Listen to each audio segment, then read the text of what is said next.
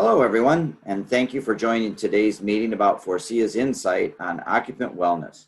I am Marc LeDuc, Senior Technology Developer Specialist at SAE International, and your moderator for today's discussion. The fundamental purpose of SAE Detroit section is to generate local activities that extend SAE benefits to its almost 7,000 members in the Detroit metro area.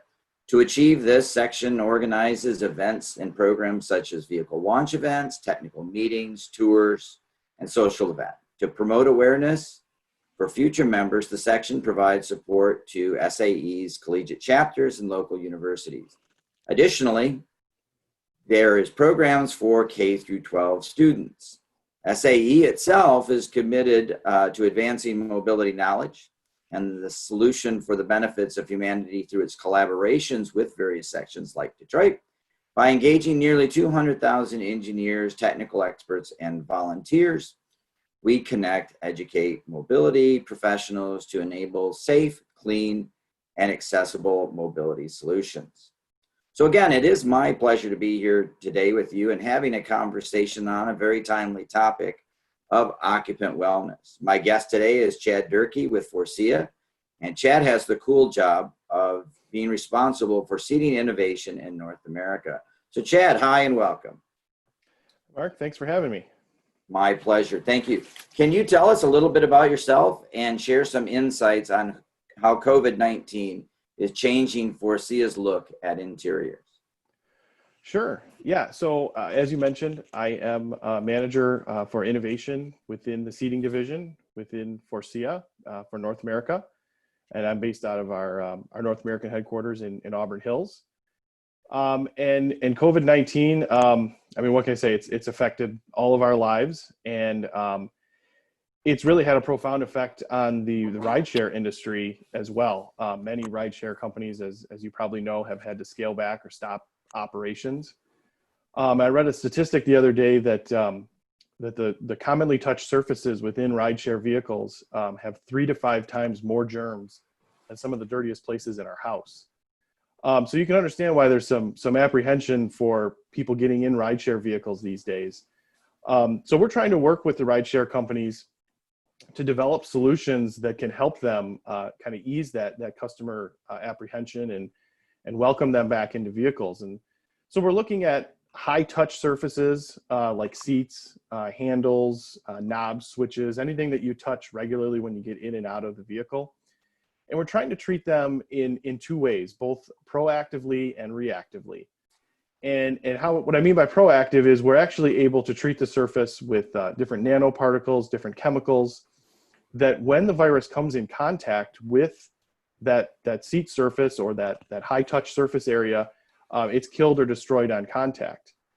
And then we have a reactive approach as well, which just as it sounds, includes using different treatments like light or chemicals to kill the presence of a virus if it is in fact on that surface. And these are treatments that you could do in between riders, at the end or the beginning of your day as a driver, as you go out through your day.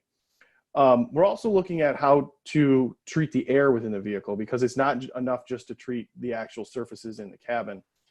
So we're looking at how you can clean the air as it circulates through the HVAC system and eliminate the virus so it's not recirculated through the HVAC system within the vehicle. Certainly, there's a lot of really interesting stuff that we can discuss here. So if you don't mind, I'm just going to I took some notes here and got some questions for you, and we can kind of walk through those. Is that all right? Sure. Excellent. Well, the initial question is, what has been some of your challenges in pivoting to this new normal? Well, it's interesting. It is definitely the new normal, dealing with COVID-19 and its impact. And I think a lot of times when we look at the rideshare industry, going back to that, we often focus on the passengers because they're the consumers, they're the ones getting in and out of the vehicle. They're more typically like you and I. But I think we really need to also consider the driver, equally as important, if not more important, because autonomous vehicles, self-driving vehicles, I believe are still a few years away. And until we get to that point where we don't need a driver, we're going to need to have drivers operating these rideshare vehicles. And so we have to create an environment that's safe for them, that their driver's seat is their office that they go in every day. And so they need to feel safe and know that they are safe while they're doing their job every day. So we've looked at how we can provide shields, privacy walls, things like that that protect them as they have riders get in and out of the vehicle. And then for the passengers, I think the one thing that's interesting that no one's really talking about, everyone talks about the treatments and how to handle the presence of COVID-19 in the vehicles. I think one of the big concerns is also, how do you know when you get in the vehicle that it is in fact clean? If you're getting into a vehicle that I'm driving and you ask me, did you clean it before I got in? And I say, oh yeah, I cleaned it.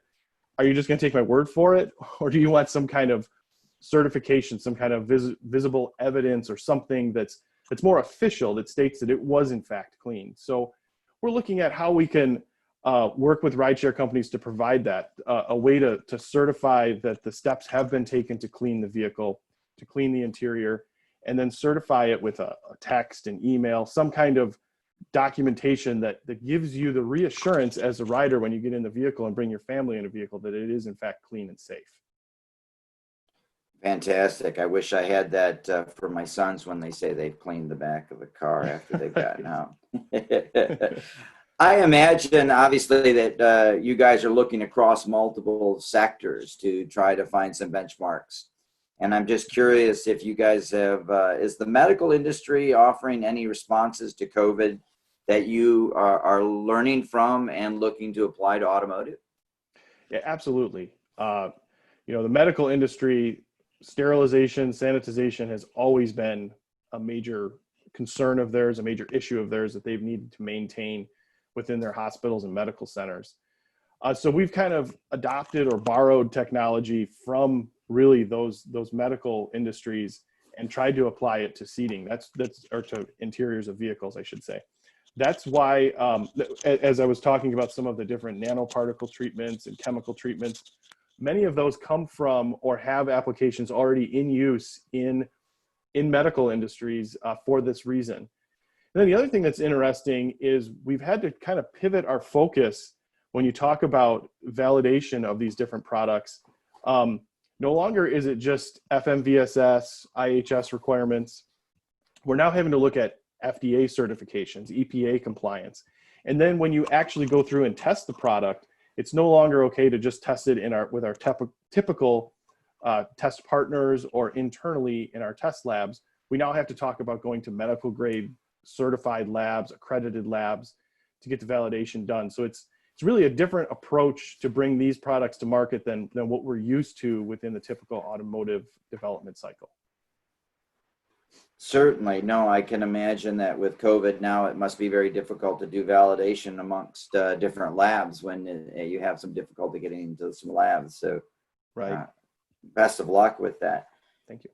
You had talked earlier about the driver and rider protections. So I'd kind of like to dissect that into the two sections here. So are there wellness items that Faurecia is exploring for driver and front passenger seats?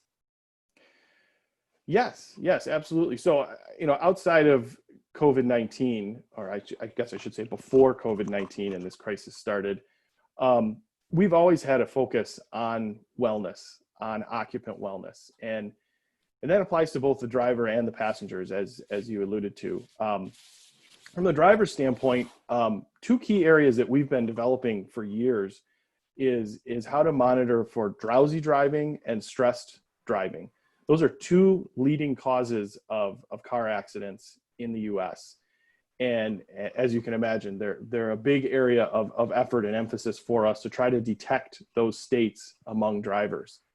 And so we've explored different sensors that we can apply within the cabin that can monitor heart rate, respiratory rate, even your perspiration level as you're sitting in the seat. Anything that gives us a data point that allows us to determine if you are stressed or drowsy is of value to us, because we're building software and algorithms around those data points so that we can provide a response. And by a response, I mean that the vehicle can actually make adjustments. It can make adjustments to the seat. It can make adjustments to the cabin temperature in order to pull you out of that state. So for example, if you were drowsy, we might provide an energizing massage in the seat to kind of wake you up. And we would turn on the ventilation in the seat and maybe the air conditioning full blast. Different things that we can do to pull you out of that undesirable state that you're in. Same thing for stress. We can give you a soothing massage, seat heat, cabin lighting that encourages a calmer mood.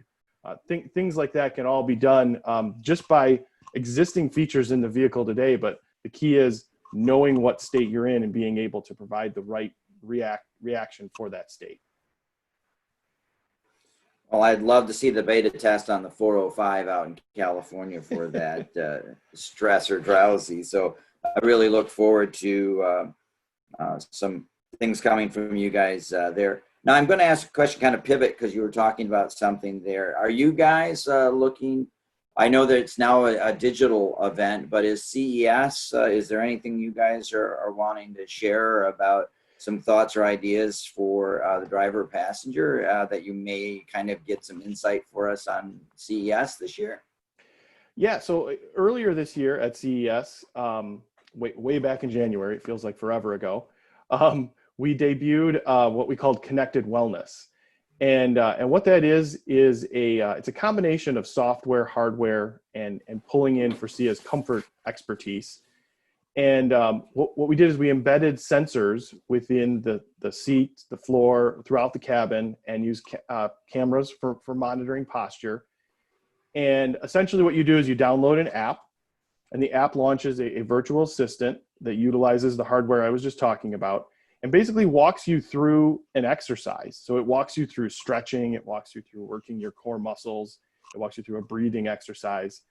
And it really helps you to utilize this downtime that most people only have, busy people will have only downtime when they're in their commute, to and from work to their house, or to the hotel if you're traveling, or to the airport. And so you can utilize this time to really focus on your personal wellness during this commute, during this downtime that you might have. That's super fascinating. I'm imagining the YMCA song in the background, and people are taking that as part of their exercise. So I'm going to say, can we explore the rear seat a little bit here? Because this sort of thing with rideshare has been kind of a fascination for me here lately. And kind of looking at what's going on in the different market areas between North America, Europe, and China. And I was wondering, is Faurecia looking at anything from the China market and perhaps integrating those ideas into the rideshare model? Absolutely. So the Chinese market has always, or for a very long time, has been centered around the rear seat occupant, at least for luxury vehicles. Because typically, if you own a luxury vehicle in China, you have a professional driver, a personal driver, and so you're spending your time in the rear seat. So years in the past, as we developed products, our colleagues in China developed products for that market, there was a key focus on the rear seat occupant. And now, as you alluded to, that's kind of re-energized a evaluation of rear seat passengers in the US and in other parts of the world where they utilize ride sharing, because again, the consumer is in the rear seat of the vehicle.